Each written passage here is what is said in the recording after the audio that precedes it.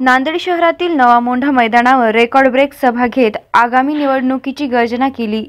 नांदेड हे काँग्रेसचे माजी मुख्यमंत्री व प्रदेश अध्यक्ष अशोक चव्हाण यांचे होम पिच समजले जाते। त्यावरच भली मोठी सभा घेत शक्ती प्रदर्शन केल्यामुळे काँग्रेसमध्ये चांगलीच अस्वस्थता पसरली आहे।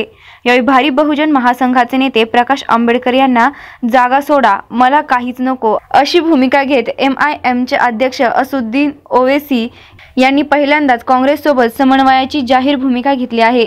नांदेडमध्ये आज MIM आणि भारी बहुजन महासंघ यांच्या वंचित बहुजन विकास आघाडीची जाहीर सभा झाली।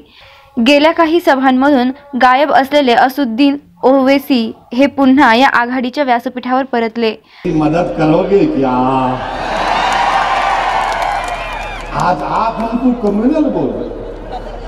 आप बोलते हैं कि नहीं, प्रकाश अंबेडकर साहब से बातचीत हो सकती है, MIM से नहीं हो सकती।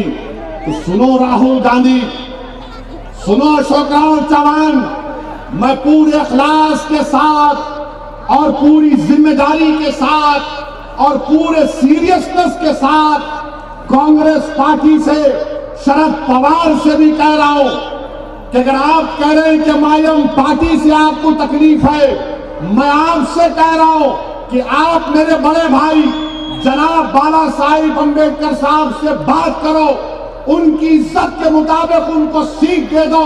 मेरे को एक सीट भी नहीं चाहिए, मुझे एक सीट भी नहीं चाहिए।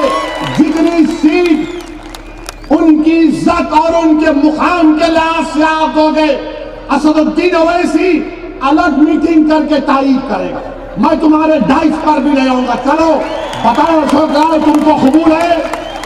जवाब दो अशोक राव, तुम बड़ी बड़ी बातें करते हो।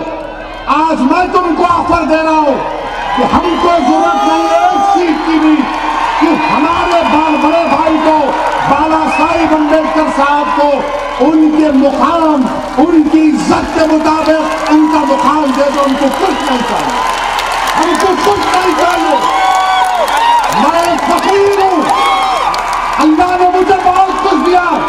मेरा मकसद यहां पर आना, मेरे भाइयों सुनो, मेरी बहनें सुनो, मैं यहां पर अपनी ताकत के लिए नहीं आया हूं। अल्लाह जानता है मैं यहां पर इसलिए आया हूं कि कल जब मैं मरूंगा तो मुझे अल्लाह के पास जवाब देना है। अल्लाह मुझसे पूछेगा कि तुझको इज्जत दी गई, तुझको मकबूलियत दी गई, तुझको बोलने की आवाज दी गई, तुझे जबान दी गई, पता तूने क्या किया? मैं यहां पर इसलिए आया हूं, सुनो मेरी बात को, कि हिंदुस्तान के मुसलमानों पर बाबा साहेब अम्बेडकर का एक बहुत बड़ा कर्ज है हमारे कंधों पर। मैं उस कर्ज को उतारने को आया हूं। मैं उस गरीब दलित और ओबीसी समाज के इंसाफ के लिए आया हूं। अशोक राव साहब, मुझे महाराष्ट्र का चीफ मिनिस्टर बनने का शौक नहीं है। अशोक राव साहब, मुझे राहुल गांधी की तरह हिंदुस्तान का वजीर आजम बनने का ख्वाब नहीं देखता हूं। मेरे जिंदगी का मकसद एक ही है कि जब इस दुनिया से चला जाऊं तो लोग ये कहें कि हाँ, ये वो शख्स था जिसने गरीब, SC, आदिवासी और बहुजन समाज के लिए काम किया, लड़ता रहा उनके साथ। मुझे ये लाल बत्ती की गाड़ी का शौक नहीं है अशोक राव साहब, वो आपको मुबारक।